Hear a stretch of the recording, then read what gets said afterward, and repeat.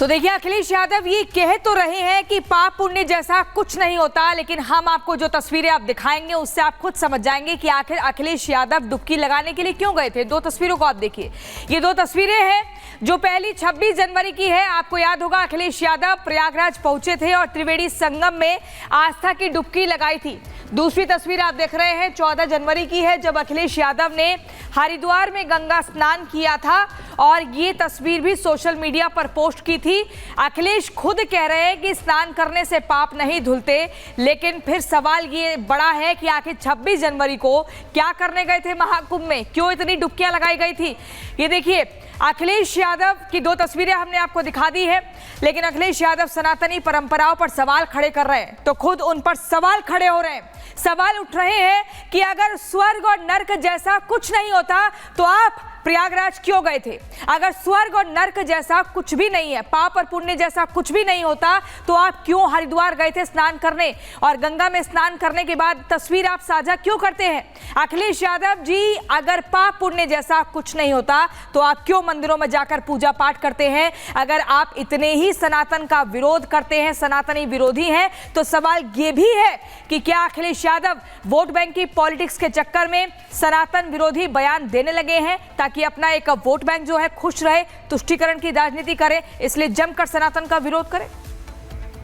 तो सपा मुखिया सवाल खड़े करते हैं तो बीजेपी हमलावर हो जाती है और अब एक के बाद एक पलटवार अखिलेश यादव को लेकर किया जा रहा है। बीजेपी के नेता राकेश त्रिपाठी कहते हैं कि अखिलेश यादव जिस तरीके से सवाल उठा रहे हैं, पाप पुण्य की बातें कर रहे हैं और कह रहे हैं स्वर्ग नर्क जैसा तो कुछ होता ही नहीं है। दरअसल अखिलेश यादव हिंदू धर्म में पैदा तो हुए हैं, लेकिन वो हिंदू धर्म को मानते ही नहीं है। अगर वो मानते हैं तो जन्नत और जहन्नुम को। वो बाई बर्थ तो हिंदू हैं, लेकिन प्रैक्टिसेस से उन्होंने मजहबी तुष्टीकरण के लिए केवल जहन्नुम और जन्नत ही समझा है। वो स्वर्ग और नरक कैसे जानेंगे। हिंदुओं को कैसे अपमानित किया जाए, सनातन को कैसे नकारा जाए, साधु संतों का अपमान किया जाए, धर्म ग्रंथों का अपमान किया जाए, मान्यताओं का अपमान किया जाए, ये उनके अभ्यास में आ गया है। इसलिए वो स्वर्ग नरक नहीं जानते हैं, वो जन्नत और जहन्नुम जानते हैं।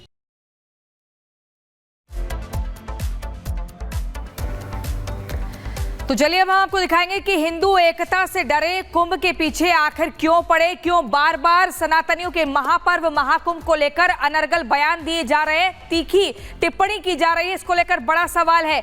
और उसके बाद लगातार दुष्प्रचार भी किया जा रहा है। आखिर कौन है ये लोग, क्या चाहते हैं, क्या तुष्टीकरण की राजनीति के लिए देश के करोड़ों लोगों की भावनाओं के साथ भी खिलवाड़ करेंगे।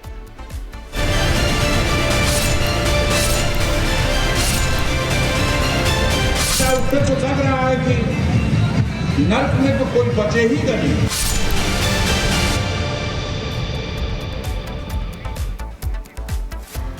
तो देखिए, वजह चाहे जो कुछ हो, लेकिन महाकुंभ पर सवाल उठाने वाले अखिलेश यादव अकेले नहीं हैं। अखिलेश यादव के सांसद और माफिया मुख्तार अंसारी के भाई अफजाल अंसारी ने तो महाकुंभ को लेकर बेहद ही आपत्तिजनक टिप्पणी कर दी है। कांग्रेस नेता हुसैन दलवाई भी महाकुंभ पर सवाल उठा चुके हैं। तो अब सनातन का विरोध करने वालों की लिस्ट में उद्धव गुट का भी नाम शामिल हो चुका है। लगातार लिस्ट बढ़ती जा रही है। कैसे कैसे सवाल उठाए जा रहे हैं हम आपको दिखाएंगे, लेकिन सवाल यही है बड़ा कि आखिर इस लिस्ट को बड़ा करने के बाद क्या कुछ किया जा रहा है। ये देश सनातनियों का है और यहां पर अगर सनातनियों की भावनाओं के साथ खिलवाड़ होगा तो राजनीति कैसे कीजिएगा। ये रिपोर्ट देखिए। संगम तट पे नहा करके व्यक्ति पवित्र हो जाएगा, पाप धुल जाएगा। उससे तो लग रहा है कि नर्क में तो कोई बचे ही नहीं। गंगा माई में स्नान लेते हैं तो मेरे ख्याल से कितनी गंदगी होती होगी। इसकी वजह से यहाँ बड़े पैमाने पर बीमारियां फैल जाएंगी।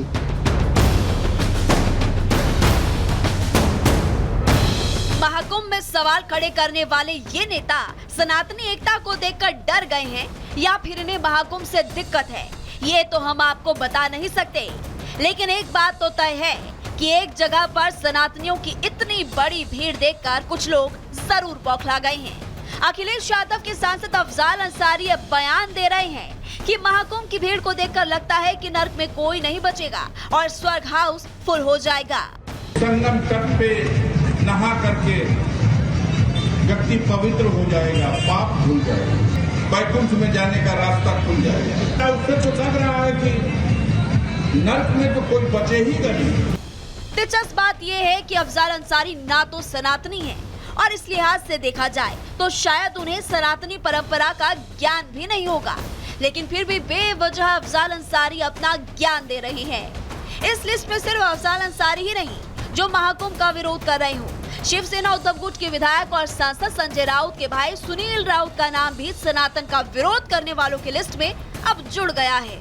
सुनील राउत ने बयान दिया कि मैं तो 2 दिन प्रयागराज में था, महाकुंभ का मजा देख रहा था, कौन कितने पाप धुल रहा है ये भी देख रहा था। लोगों को पाप धोता देख मेरे मन में ख्याल आया कि कहीं उनके पाप मेरे बदन में ना चिपक जाए। ये सोचकर मैंने डुबकी ही नहीं लगाई और बिना डुबकी लगाए चला आया। आले कोई बऱ्याच लोकांनी माझ्या पाय पडले। मी प्रयागराजला होतो का आजच आलो मुंबई सकाळी। 2 दिवस प्रयागराजची मजा घेत होतो।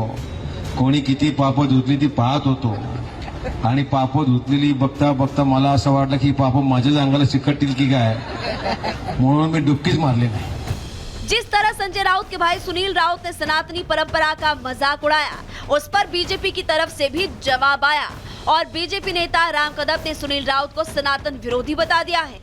हिंदुओं की आलोचना, हिंदू धर्म की आलोचना, ये आपका और श्रीमान उद्धव ठाकरे जी का प्रातः सांझ ये रोज का नित्य कर्म बना हुआ है। तो क्या आप संगम के डुब्बी पर भी कटाक्ष करोगे? यह सनातन हिंदुओं का घोर अपमान है। ये बात सही है कि देश में लोकतंत्र है, सभी को संविधान ने अधिकार दिए हैं कि वो अपनी बात खुलकर रख सकता है, लेकिन जिस तरह से सपा और अब शिवसेना उद्धव गुट की तरफ से महाकुंभ को लेकर सवाल उठाए जा रहे हैं, उससे कहीं न कहीं सनातन के अपमान और तुष्टीकरण की राजनीति से जोड़कर इसको देखा जा रहा है। Bureau report, Republic Bharat. तो महाकुंभ को लेकर कुछ लोग हैं कि बार बार सवाल उठा रहे हैं, अनर्गल बयानबाजी कर रहे हैं, जिसको लेकर अब हनुमानगढ़ी के महंत राजू दास ने भी बयान दिया है। क्या कुछ उन्होंने कहा है, सुनिए। सपा सांसद अफजाल अंसारी के द्वारा दिया गया बयान कुंभ पर अति दुखद है, निंदनीय है। अगर दम हो किसी राजनेताओं में, नेताओं में, चाहे किसी भी व्यक्ति में, तो इस्लाम के बारे में बोलकर देख ले, बोलने के लायक नहीं रहेगा। कितनी दुर्भाग्य की बात है कि इस प्रकार से टिप्पणी करना। मैं कहता हूं इसके खिलाफ सख्त से सख्त कार्रवाई हो और ऐसे लोगों के खिलाफ हिंदुओं को आगे आकर और मुंह तोड़ जवाब देना चाहिए और इनको अच्छे से ठीक करना चाहिए। और हमारे साथ हमारे 2 सहयोगी प्रयागराज से जुड़ चुके हैं, राघवेंद्र और ऋतु हमारे साथ जुड़ चुके हैं। पहले राघवेंद्र का रुख करते हुए, राघवेंद्र, विपक्ष है कि बयानबाजी से बात नहीं आ रहा है। अब ऐसे में सवाल वाकई में यहाँ पर ये उठ जाता है कि आपको महाकुंभ से दिक्कत है, सनातन परंपरा से दिक्कत है, सनातनियों से दिक्कत है, या फिर ये सब कुछ वोट का चक्कर है?